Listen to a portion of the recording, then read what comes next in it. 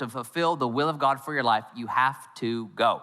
Now, you would think that, by the way, many people live that the key to fulfilling God's will for your life is to wait until God tells you to go, to stay and pray for direction, to sit until God gives you a sign, but it's not. The first step is going.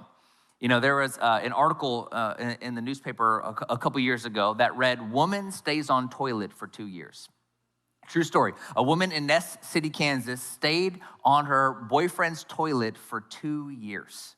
Finally, after 2 years, he had had enough, and he called the police, and the police came to remove her from the bathroom, but they had a difficult time doing it because her body had become physically attached to the seat. Her legs were growing around the seat. The news heard about this. They came and interviewed the next-door neighbor, and they asked him what he thought about this. His response was, "Well, it doesn't really surprise me." What? Where do you live where it doesn't surprise you that somebody sits on a toilet for 2 years? That is crazy. What kind of neighborhood is that? But I remember reading this story and I thought, why on earth didn't she just get up? And then I thought about it a little bit more. I'm like, yeah, you know, I know a lot of Christians that do the exact same thing.